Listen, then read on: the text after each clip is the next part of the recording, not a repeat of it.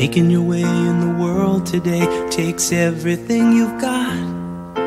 Taking a break from all your worries sure would help a lot. Wouldn't you like to get away? Sometimes you wanna go where everybody knows your name, and they're always glad you came. You wanna be where you can see our troubles are all the same. You wanna be where everybody knows your name. You wanna go where people know people are all the same. You wanna go where everybody knows your name. FightSaga.com presents WAWR Week Radio Chats with boxing scribe Joseph Herron. Hello, everybody, and happy Wednesday to everyone out there. I tell you what, anyone who wants to jump on today, there are a lot of myths and misconceptions from the media and fans mostly running rampant on Facebook regarding, that bogus and unnecessary, or at least will seem unnecessary from boxing fans, press conference staged by Frank Warren and Tyson Fury for 35 minutes, absolutely stating nothing relevant to the sport of boxing. And people are trying to figure out why this happened. I'll let you guys know in just a second. And if anyone wants to jump on with me, that's great. Give a big shout out to my brother, John McSmith. Thank you so much for joining me on this wonderful Wednesday. And my apologies, guys, for not being able to do the show last night with Coach Ronnie Shields.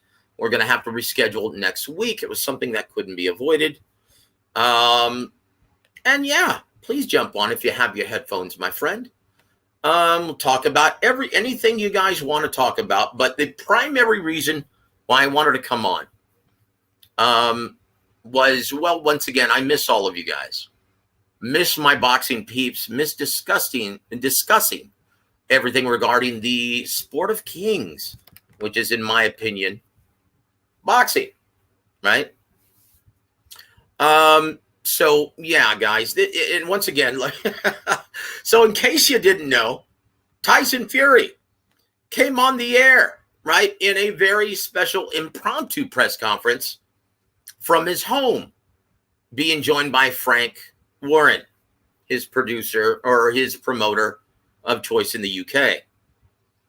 And he basically came out to, seemingly dispel all of the rumors that he was currently negotiating with some unnamed party out of Saudi Arabia. And I basically told you guys that was a bunch of nonsense on my last show on Sunday, right? Told you guys that. Good, look, guys, that's a bunch of nonsense.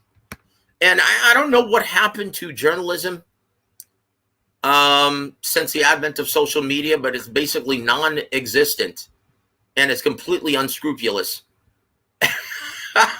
And they just are able to put out anything they want. Journalism has been officially dead around the world for the last 2 decades. This is the best time in world history to be a corrupt politician, because there's no healthy checks and balances from media members any longer, right? I will say that. Now, once again, it's of no consequence with a pastime like boxing.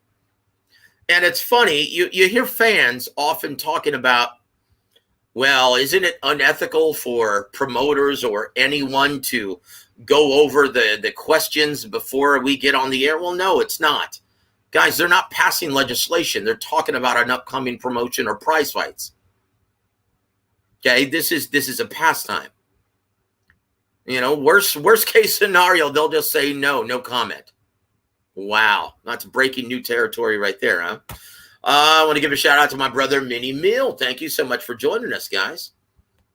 But this is what Tyson Fury had to say, right? And once again, he hasn't fought since April 23rd, in which he knocked out Dillian White, something that we told you guys was going to happen also, right? And this is in spite of himself. This is despite having two horrific camps. Once again, his head is just not in it, and he really doesn't want to put his body through the grueling training camp in preparation for a big-time heavyweight fight at this time. And you can't blame him. And I'll explain why he's not coming back anytime soon and why he set the price so high, right? He stated this on last night's or yesterday's press conference, right? Quote, "I've seen the Daily Mail, idiots they are, that I'm in deep negotiation with the Saudis and Usyk's team. Frank Warren's my team. If anyone is going to be doing any sort of dealings with anyone for a fight, it's Frank. And I know Frank doesn't know anything unless he's got those big numbers under his sleeve and he's going to whip them out during this interview," which he didn't, end quote. He went on to say this further. He said, quote, "Just the Daily Mail talking shite. Nothing as of yet. Something will come out, but it doesn't involve Usyk or Joshua. I'll make a decision on all of this. I'm the one who just fought. It wasn't even 3 months ago when I fought. I won't be coming back until October, November, or December anyway," end quote. So why the bogus press conference, guys? Why? Why did you do this then? More than likely, guys, just my experience with media and with fighters, more than likely he's negotiating something that has nothing to do with boxing. It has everything to do with him still proving that just him putting a bogus press conference from his house still creates ripples throughout mainstream and diehard media outlets. That's it. That's all this was. A lot of YouTubers would like you to believe, oh, see, this just proves it. He's coming back. He's not retired. Well, yeah, he is right now.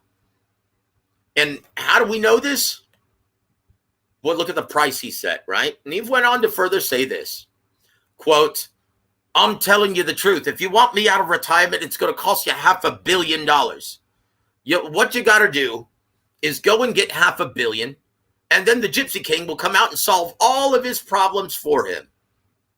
Now, Fury said this in regard to potentially facing Alexander Usyk should he beat Anthony Joshua again in their rematch, which most observers, most fans truly believe that it's going to be another, basically round 13 from their first meeting last September, right?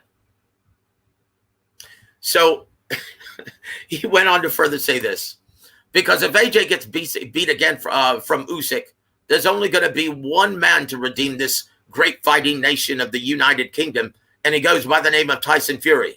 I can solve all of the boxing problems, the embarrassment, all that stuff that's going to happen. One call, but it's going to cost $500 million, 500 million pounds or dollars. I don't care as long as it's $500 million, end quote. So, yeah, that's pretty much it. Guys, and I've been telling you this. His heart wasn't even in camp in his last two outings, and he won in spite of himself. That's how good or how talented he is, and that's how well he matches up against, well, most heavyweights in this era.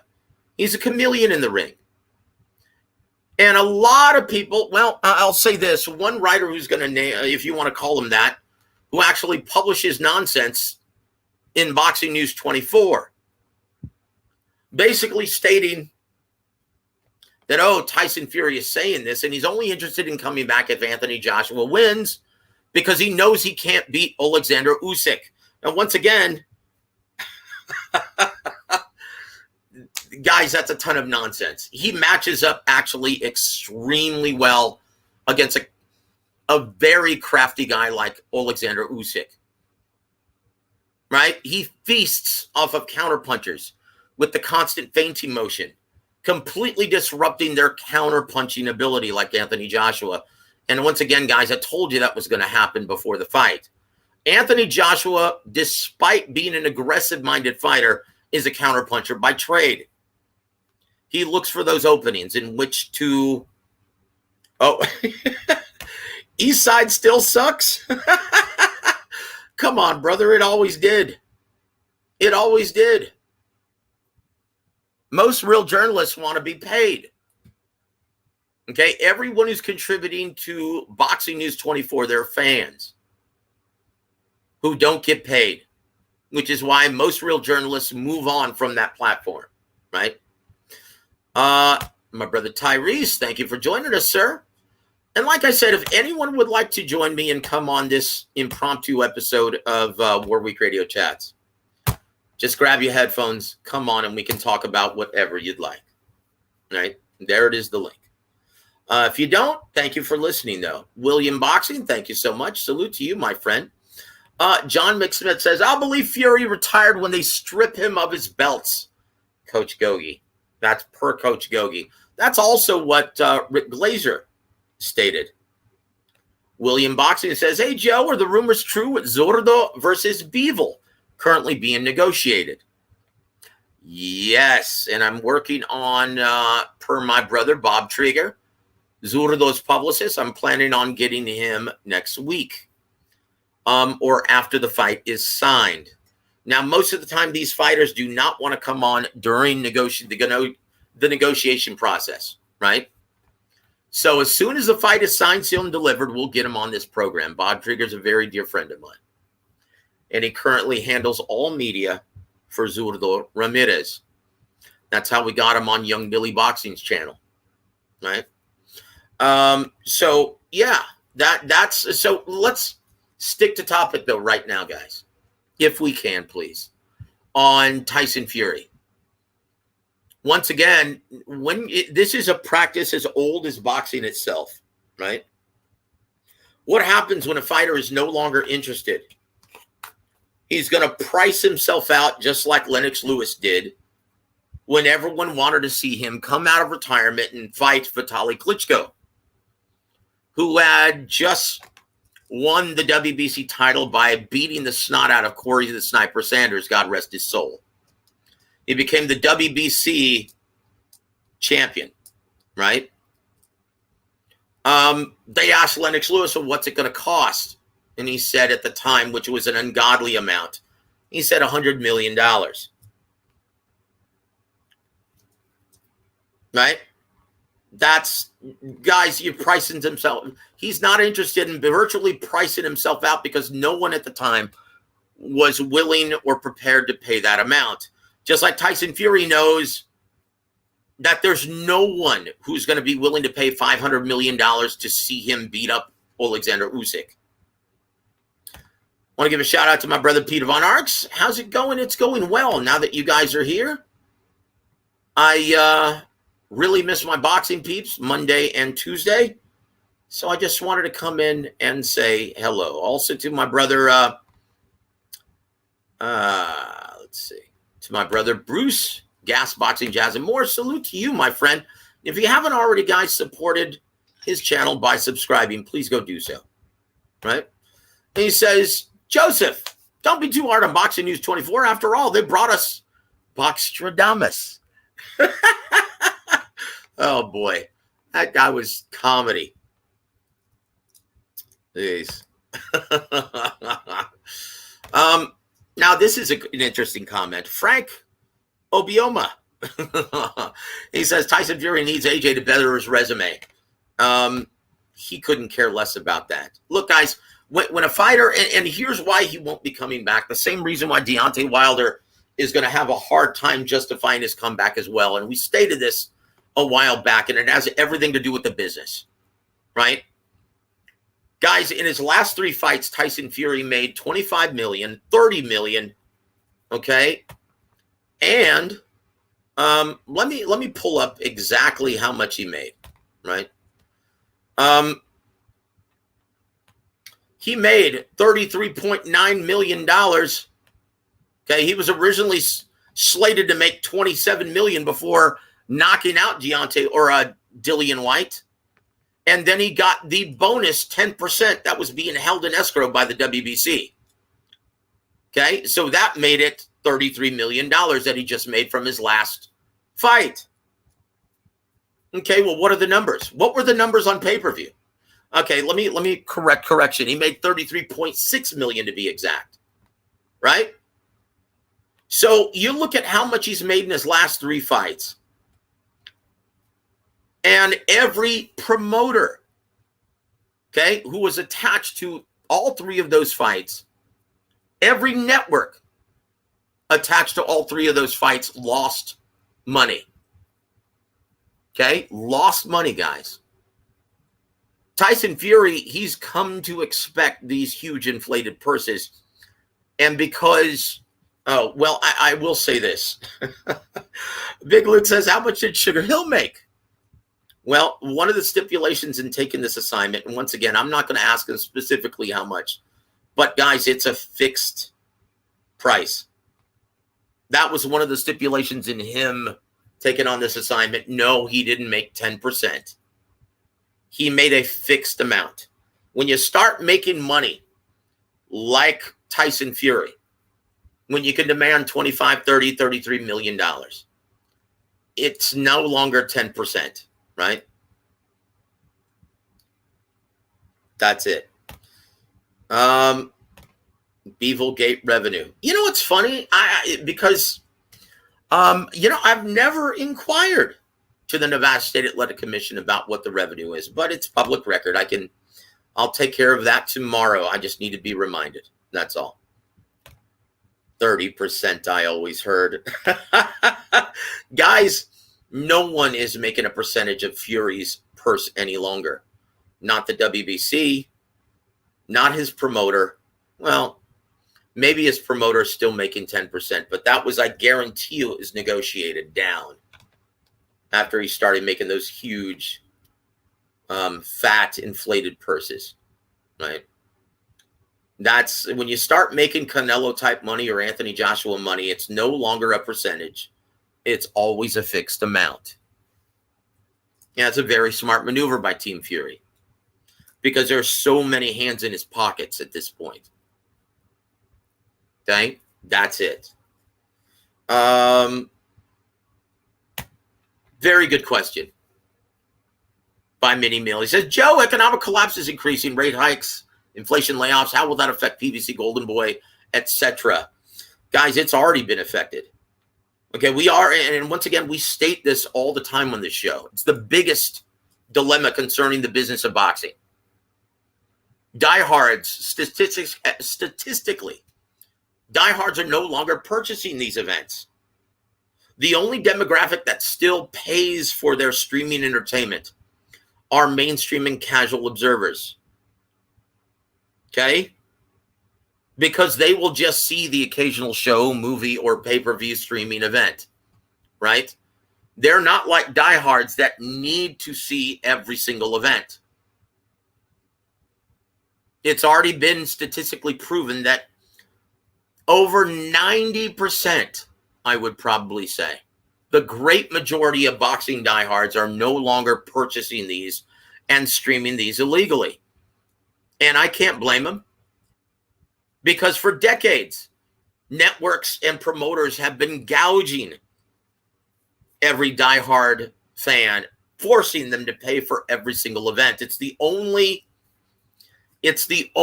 pastime in existence in which every customer, every fan has been expected to purchase every single major event. It's the only pastime in which the fans are expected to pay for every single event. So now that diehards have an outlet to where they can actually view it in HD, right? Without having to pay for it, guess what? They're going to do it. Peter Von Arx has the beat, especially in the U.S. economy. You need a second job to afford every pay-per-view fight now. You're absolutely right. Big Lou says, Uncle Joe Biden says, economy never stronger. Look, I'm not going to get into anything political, but anyone who knows me understands what side of the fence I currently reside in. And I will say, if you believe Sleepy Joe, well, then I've got something to sell you. Yeah. And you can choose to purchase it through my Cash App, War Week. Goodness gracious, guys. Look, there's a reason why this I'm sorry.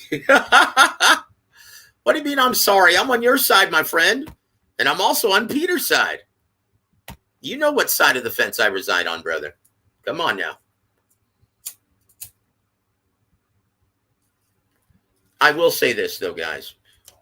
Look, when you've come to expect to be paid $30 million per fight, do you really think an Alexander Usyk matchup is going to generate those kinds of dollars anywhere? He doesn't have a huge fan base. Yes, it's for Undisputed. But guys, where are you going to put it? Where are you going to put it? To where it's going to generate and justify those kinds of dollars or purse demands. You're going to put it in Saudi Arabia? How easy is that to put together? We still are waiting for an announcement from Eddie Hearn. And why? Well, he's having a much harder time locking up that purse, that guaranteed purse. And he always does this. Guys, how long were we waiting to hear the announcement for Undisputed last summer? He started putting it together in January. 5 months we waited for it. It never arrived. So all of a sudden, Tyson Fury and Top Rank, they move on because of the hearing, right? And it rewarded in favor of Deontay Wilder, where that was their plan B anyway. And then all of a sudden, they make that announcement that, Deontay Wilder won the hearing, the private hearing, right? Mediation. And so all of a sudden, Eddie Hearn, I had it wrapped up. I had everything.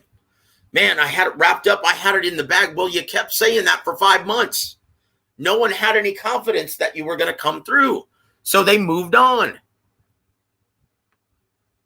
Guys, he's having a hard time now.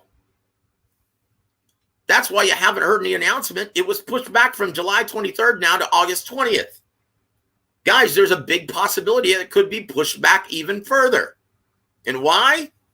Because it's very, very difficult to secure that kind of funding from the Saudis. They know that they're not going to make that money back.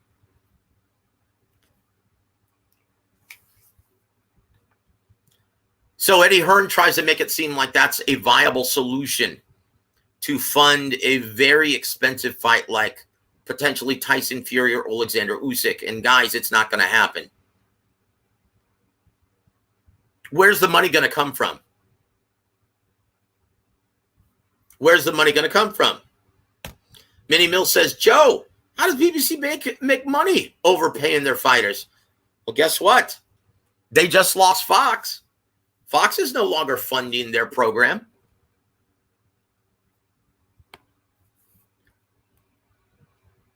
They're running out of outlets. Guys, why do you think they're having such a hard time putting together Terrence Crawford versus Errol Spence Jr.? Originally, these guys agreed to terms. I was just told that now they want more money. Hence the reason why it's not being announced yet. Guys, where's the money supposed to come from? Showtime is having a hard time justifying these pre-fight guaranteed demands. Because look at the recent pay-per-views. They're flop. For Errol Spence Jr.'s last pay-per-view. And once again, it was verified to me from the cable and distribution numbers. They only did 129,000. I know Showtime would like you to believe that it's a different number, but where's the press release? Guys, what were the numbers for Fury versus White in the UK? Did we get those numbers? No, and there's a reason for that. It was a bust. The networks lost money, ESPN and BT Sport both. Tyson Fury is going to have a hard time justifying a comeback because they can't match the kind of money he's grown accustomed to making. And Deontay Wilder is going to have that same issue. He made $50 million in his most recent 2 fights. Guys, who's he going to fight that's going to generate those huge purse demands? That's why he's going to stay retired, guys.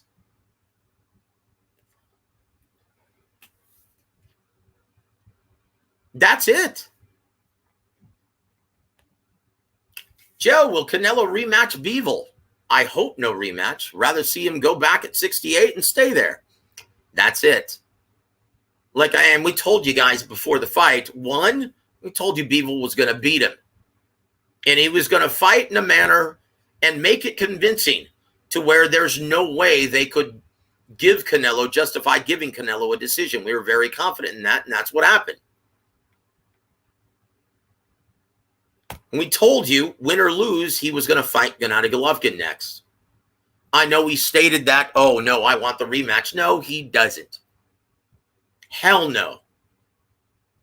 He wants to stay far away from Dimitri Bivol at this point. It's a terrible style matchup. And two, well, he figured out the hard way that Dimitri Bivol can take his best punch and keep fighting. John McSmith. This is funny. Says Wilder versus Valine would sell. That's what they want. Sell it to them. No one wants to see that fight. And do you really think Deontay Wilder is going to be able to demand the minimum $10 million he's looking for? Hell no. Very good question by our brother Peter Von Arx. Where is PBC going to go? That's an excellent question. I initially heard Paramount Plus. Apparently they're not interested. And once again, that's a CBS Viacom company, right? This is a big problem for boxing guys. And once again, I was asked this on social media today. Oh, they're still making money. So fans insisted, oh, they're still making money. That's why we're still seeing these pay-per-views. No, they're not. Guys, something has to give. And we've been saying this for months now. Something has to give. Either these fighters have to start being more reasonable with their pre-fight purse demands, right?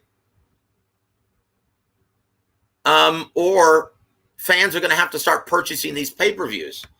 I don't see diehard fans having a change of heart and saying, you know what?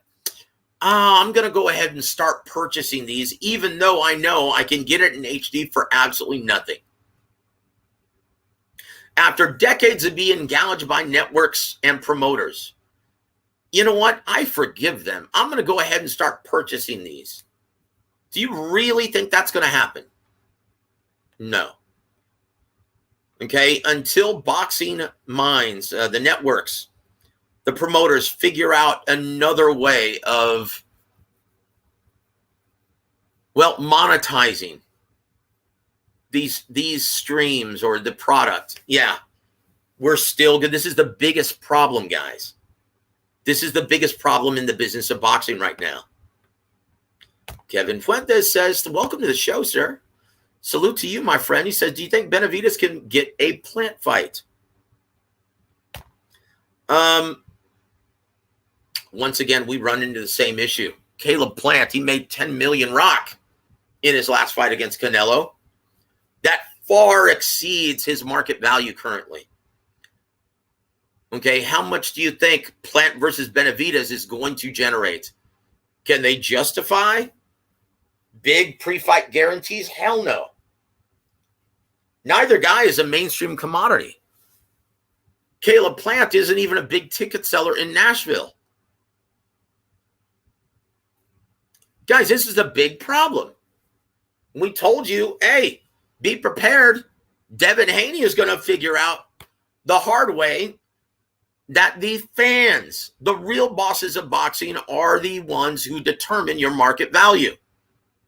It's not how many titles you wear around your waist. Just ask Guillermo Rigondeaux what he has to say about that topic. He was on everyone's pound-for-pound list, had every title at 122. Did he start making more money? Hell no. He was avoided by every network because he wasn't a ratings draw or a big ticket seller. Top Rank ended up dumping him for that reason. Guys, anyone who doesn't understand the business of boxing, which unfortunately most of these fighters fall under that category. They can't seem to understand that, wait a minute, I'm the lineal champion. I've got all 4 titles. I'm undisputed, and I still can't earn half $5 million? No. Where's the money supposed to come from? Where do you think that money's generated? If you can't sell tickets or aren't a ratings draw, where the hell is the money supposed to come from? How are these network executives supposed to justify paying you that much money? Out of the kindness of their heart? Is anyone in business to lose money? No, dude. Joseph, to expand on Peter's question, what percentage revenue reduction do you estimate for PBC's next network deal? Will they come in versus their expiring deal? Look, it's going to boil down to this.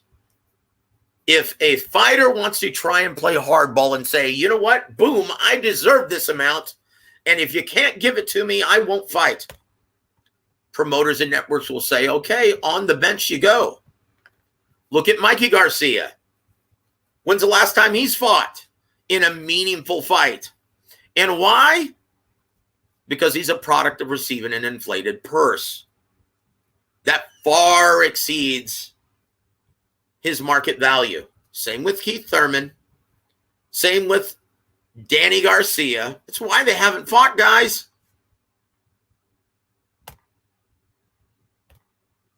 They've had enough. The era of inflated purses, it's officially dead.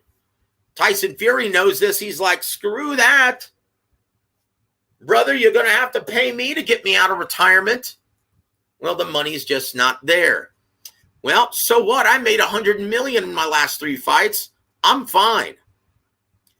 Unless you can pay me an absurd amount of money, the money that I've grown accustomed to making, I'm not interested. There are far less dangerous ways to make money, especially when you have the name and the charisma that I have. I'll go make money. I know it's less money, but it's also less dangerous. I'll make money with WWE. I'll make money in motion pictures. Guys, I guarantee you, that's what that press conference was all about. Just to prove that he still had that kind of mainstream grease. He still had that mainstream buzz to where he could generate headlines for saying absolutely nothing to the media. Because when you think about it, he said absolutely nothing. Guys, he's not willing to put himself through another grueling camp for the kind of money that he's expecting. That's not going to be there. Who's he going to fight? Alexander Usyk's not going to be able to generate that kind of money if he wins. The only fight that maybe can generate the kind of money that he's looking for is Anthony Joshua. I guarantee you, this is why he's like, hey, you know what? If Anthony Joshua, Sugar and I are willing to train him for his next fight because we want that fight. It's the only one matchup that's going to be able to generate the kind of money that we're expecting.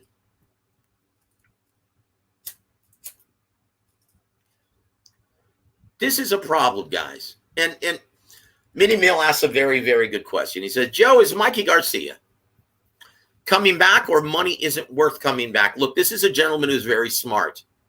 And he doesn't spend money frivolously. He doesn't have very expensive habits. And he's actually set up several businesses and purchased plenty of real estate to where he doesn't have to fight another day in his life. And guess what? More than likely, he's not going to. Because 1, there's no demand to see him fight. And 2, he's not going to fight for peanuts ever again. Guys, I've been telling you for months, this is the biggest problem when you start paying fighters inflated purses. It makes it virtually impossible to put together the big-time matchups, the matchups that require a lot of risk. If they receive millions for softer touches, how much do you think they're going to be requesting for a real challenge? They're going to want life-changing money, guys, and it's not there. Boxing has become a fringe commodity. especially in America. It's just not there. So, guys, if you want to do the sport a favor, being the great ambassadors, and I mentioned this on my Sunday show with James Gogi, please go out and tell your neighbors, tell any mainstream sports fan who's lost faith in the product, guys, tune in this Saturday night on ESPN. It's free, not going to cost you a damn thing, and these are the kind of fights that'll make you a fan again. Beterbiev versus Smith is going to deliver in a very resounding manner, and it's going to result in a brutal knockout either way. So it says, John McSmith says, well, sorry, not every fight is a big dollar pay-per-view. If fighters can't understand that, then oh well, I'll watch F1. He's got the beat. John McSmith is virtually echoing the sentiment of most sports fans, even diehards. Joe, what was the PBC logic in overpaying boxers? Well, guys, this goes all the way back to Al Heyman and his relationship with his brother and how he was exploited and taken advantage of when he was a prize fighter. Right? Basically left with nothing. His modus operandi, and then he quickly became an advisor and a manager. I think his first fighter under contract was Vernon Forrest. And his entire mission was, screw that. I'm going to be in business to protect the prize fighter. But look, if you're not paying any attention to the health of the sport, what happens? Well, there stops being any outlet for these hungry young fighters to make money. So what was PBC's logic in overpaying boxers? Well, one, to look after the fighters, and two, it was to attract talent. Originally, Heyman's PBC plan was to basically get a monopoly, a virtual monopoly like the UFC and Dana White already had. Hence, like, it's no coincidence, PBC, UFC, he was trying to emulate the business model of the very successful UFC. He was trying to get a virtual monopoly, trying to sign every single fighter. And he even convinced the guys at Waddell and Reed to give him hundreds of $millions to start up his PBC plan. Okay, back then, okay, and no one could foresee this back then, no one, that streaming entertainment was going to be the future. Because if anyone had any clue that that was going to be the future of entertainment, streaming, and basically, quote unquote, cutting the cable, then he would have purchased and put together his own streaming network. He had the capital to do it at the time, but instead unwisely invested in these bullshit time buys. And he found out the hard way that he couldn't get mainstream sponsorship interested in supporting our beloved boxing. That's still a huge problem. Hence the reason why Fox wasn't willing to put forth the money for these huge guaranteed purse amounts without the added revenue stream of pay-per-view. And what happened? No one bought it. No one was interested. That's why Fox dumped PBC. Who's the next network that's going to dump PBC? Is Showtime? But this is a real problem in boxing, guys. IB, welcome to the show, sir. He says, what up, player? Keep grinding for the sport of boxing. I will, brother, and I'm doing it at the grassroots level. I'm still going to be promoting local and regional events. I'm still going to be doing ring announcing as well as commentary for these regional events. And here's the problem. John, I'm glad you mentioned this, sir. Says, I told my neighbor, he said he didn't like watching folks get beaten up. Guys, this is the dilemma. Okay? Because to most members of liberal society in America, boxing is too brutal.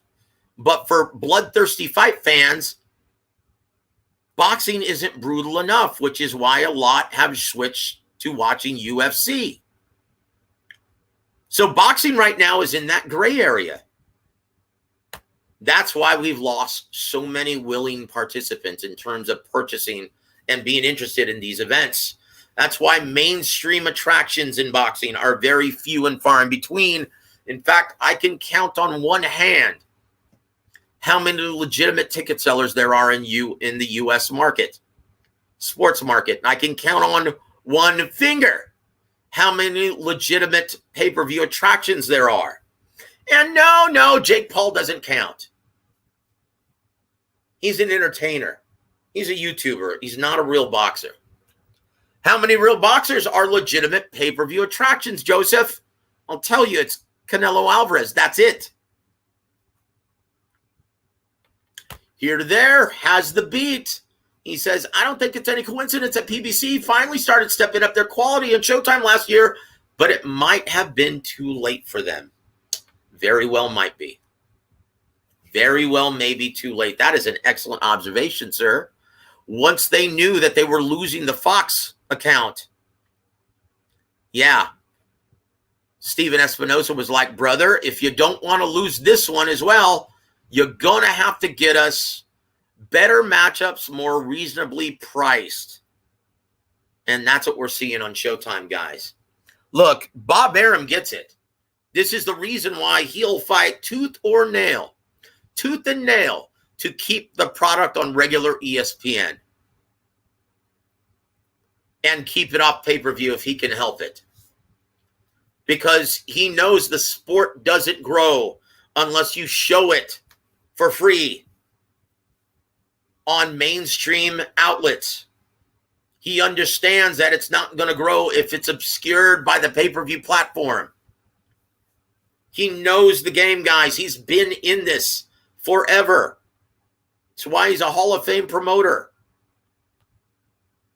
Hey, Anthony, how are you, brother? Thank you for joining us, sir. Yeah. Look, guys, this is a huge problem. A huge problem. But once again, it's the sole reason why I can tell you with great confidence that Tyson Fury is indeed retired. He's, once again, who's going to pay for his inflated purse? No network is going to be able to justify this any further, paying him the kind of money that he's grown accustomed to making. He knows this. Every network has lost money in his last 3 fights by paying his inflated purse amounts. And you really think after making that kind of money, he's going to want to come back for a fraction of that amount, those amounts? Hell no. Give a shout out to my brother, Carl Crocodile Hunter Hansen. Salute to you, my friend. In fact, guys, it's that time of the evening. Feel like doing a shot? Let's do a shot, guys. I've got my sweet amber with me. And yes, the first time I've drank in a while. Salute to you guys. Yummy. Beterbiev versus Smith on ESPN. That's what they all should be doing. Yes. That's the only chance boxing has to expand their popularity among the mainstream and casual demographic. Ah, beautiful, man. Having a Heineken. My favorite German beer, I think. I don't know, maybe Grolsch? Maybe? St. Pauli's Girl's good. And believe it or not, I'm actually a big fan of Löwenbräu. Or in America, people pronounce it Lowenbräu, right? I love that beer. That's good stuff. John McSmith says, a while equals since lunch. No. Oh, Carl says, I haven't stopped crying since Floyd made his Hall of Fame speech. You know what? There were a lot of Hall of Fame speeches that were wonderful. Oh, wait a minute. Which one is from Holland? Is it Grolsch from Holland? Or is it Leuvenbra? I'm not sure, but they're both yummy. And yes, I think Grolsch is from Holland. You're absolutely right, my friend. Let me go up to your last comment, Anthony. My apologies, sir. He says, I think what can expand boxing as well is when big boxing promoter signs a multi-billion-dollar contract with either Amazon Prime. Okay, there's a problem with that, though. Guys, streaming entertainment outlets like Netflix, obviously they're not doing that well. This would be the perfect time to try and sell the product to Netflix, to maybe open it up to a new audience, right? Guys, they're not interested. They're not interested. Heyman just found out that Paramount Plus isn't interested. Why? Because once again, boxing has turned into a fringe sport. Right now, guys, and once again, it really sucks for fans, for promoters, for networks. Because, oh, Heineken is from Holland. Very good. So, oh, see, I was wrong. I was wrong across the board. It really stinks for fans, promoters, and networks, right? Because, guys, like I pointed out to a gentleman on Facebook, right, who was asking me about this, right, was asking me about, well, obviously someone's purchasing streaming entertainment. Yes, they are. And unfortunately, they're not diehard fight fans. Look at ESPN Plus. Look how many subscribers they have, right? Over 12 million domestically in the US. Disney Plus has over 80 million subscribers worldwide. So guys, people are paying for the streaming entertainment, but they're not interested in purchasing boxing. Out of sight, out of mind, guys. Diehard fight fans aren't purchasing it, and it's understandable why they're not. And I know I've heard this from several diehard fans, right? That, oh, well, if you just give us the matchups that we want to see, we'll start purchasing it. Okay, I'm calling you guys out. Bullshit. That's bullshit. And, you know, I can't blame you. Okay, well, he says this. Joe, if you're a big rum fan, I recommend you drink this brand called Brugal. And their style, from I recommend, you get is Leyenda. Okay, well, I'm not a huge rum fan, but thank you for the heads up. No, guys, I'm a huge fan of sweet amber and bourbon or whiskey. I also love scotch, right? Scotch and bourbon are my two favorites. And that's what I'm drinking right now is sweet amber. But guys, once again, look, and I hate to say this, but Eddie Hearn has the beat. And this is the real reason why Tyson Fury isn't interested right now in coming back. Have you heard any pay-per-view numbers from Fury versus White in the UK? No, you haven't. And you're not going to. And why? Because it was a flop. Okay, this is the last quote that I'll read, right, from Tyson Fury. Okay, this is the last quote I'm going to read from that bogus press conference that really didn't say anything except what we've been telling you on WAWR Week Radio, that he's retired, guys. He has no interest in coming back at this time. He said, quote, ever since I was retired, everyone's been on me going, are you really retiring? Have a couple more fights in you? This has been going on every day. I've got no mandatories coming up. I took care of 2 mandatories back-to-back, Deontay Wilder and Dillian White. I could have 2 voluntaries if I want. No one's pushing me to do anything, and I've got no rush to make a decision. End quote. Guys, and he's not going to come back unless there's a lot of money being thrown at him, and there's not a lot of money that's going to be thrown at him. 94,000 live seats filled is a flop.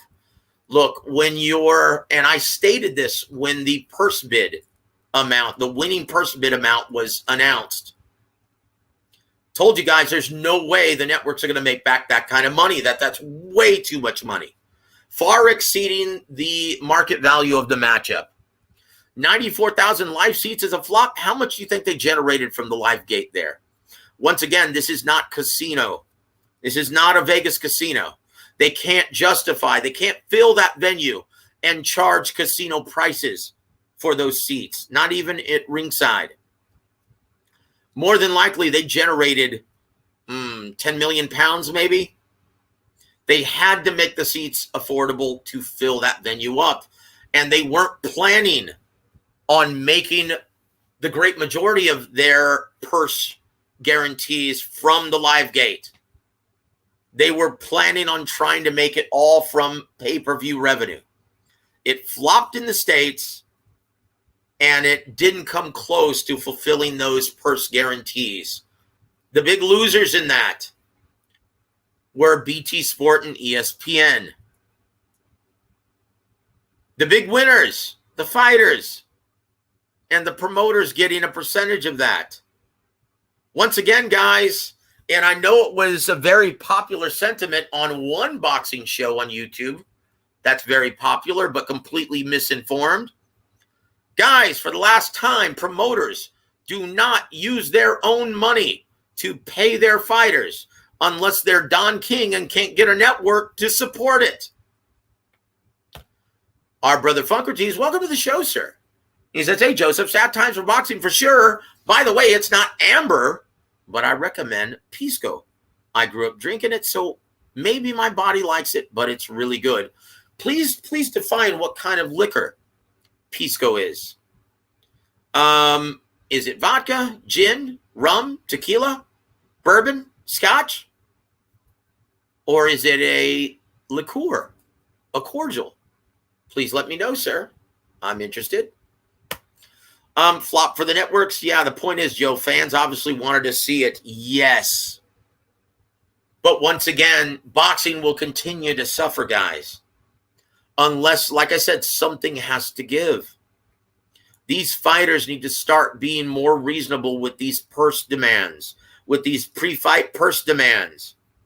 Or else, okay, something's going to have to give. Either they're going to have to start becoming more reasonable, or fans are going to have to start purchasing these events on pay-per-view. And guess what? I can't see the fans giving in. Why? Look, and I tell you guys this all the time. Fans are the real bosses of boxing. You guys determine everything.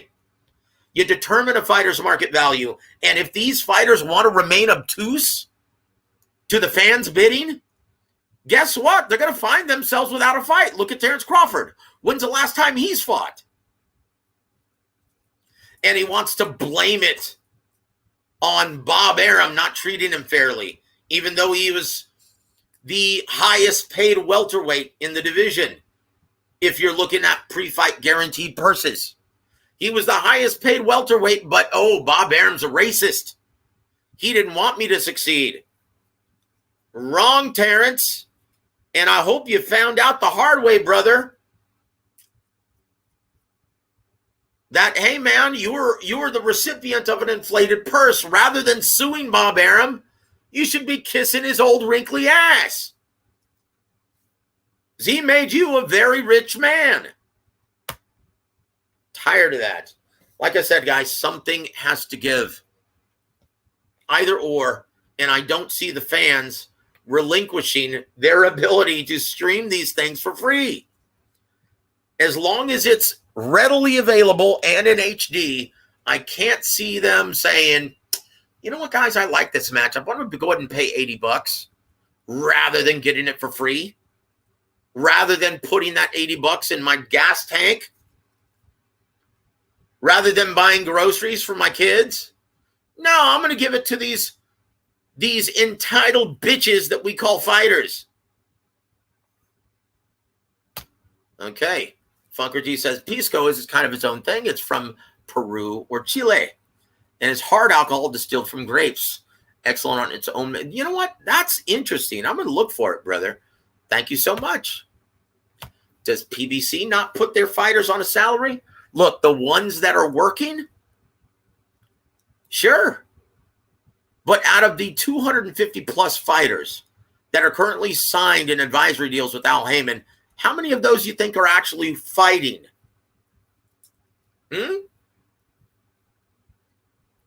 How many of those you think are happy? How many of those do you think are actually making money?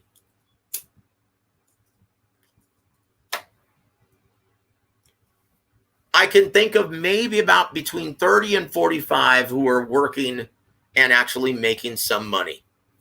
The rest of them, nothing. Zilch.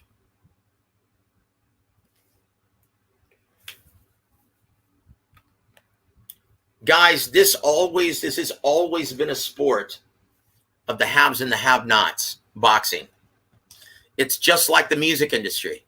It's run exactly the same, which is why you get boxers and they'll look at other sporting leagues.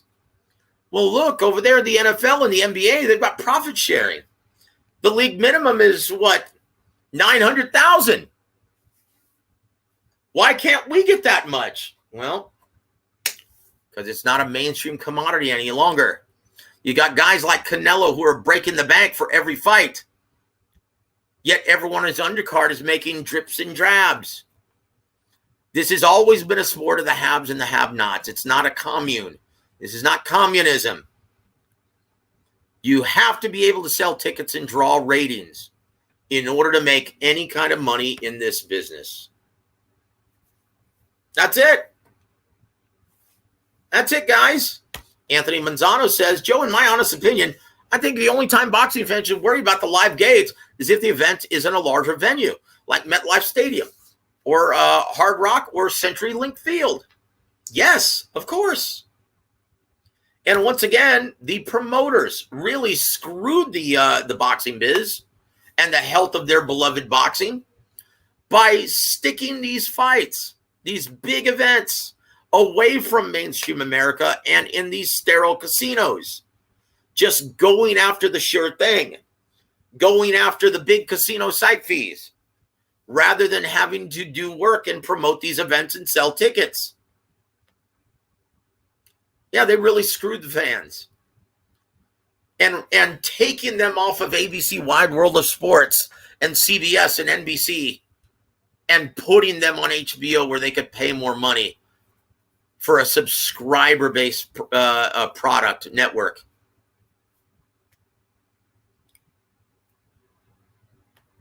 John McSmith as the bee said, did Wilder only make $90,000 for a title defense? Swear I read that once, of course. Guys, before Tyson Fury versus Deontay Wilder 2, before that huge media push from Fox and ESPN, he wasn't a big ticket seller. He wasn't a mainstream draw. Neither was Tyson Fury. Guys, it looks like I'm running out of time here. But guys, before I exit the show, I do have to run this commercial. Again, it's in my agreement with these fine gentlemen who support our show as well as the boxing community in the greater San Antonio area. So before I leave, I'm going to have to play this. God bless all of you, and thank you to Health Texas for supporting the show. Keeping up with daily activities can be tough with age, and even tougher when the little things are more difficult than they used to be. At Health Texas Primary Care Doctors, we are by your side for all your life stages. Our board-certified primary care doctors get to know you on a personal level and learn all the special things that make you, you. For over 25 years, our healthcare team has built a long-standing relationship based on quality and trust. At Health Texas Primary Care Doctors, you are more than the appointment. And that's it, guys. But hey, it's at the hour mark, so I do have to go. And yeah, shout out to Health Texas. Thank you for supporting War Week Radio as well as the boxing community in South Texas. Guys, I do have to go, though. We will be back on the air tomorrow with our brother Young Bill. But until then, guys, keep supporting your beloved boxing and keep supporting War Week Radio. Thank you so much, guys, for everything. God bless all of you. And keep your chin up, guys. Hopefully things will turn around. God bless all of you, and thank you for tuning in.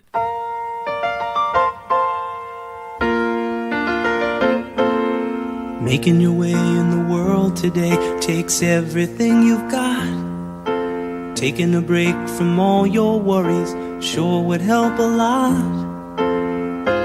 Wouldn't you like to get away? Sometimes you wanna go where everybody knows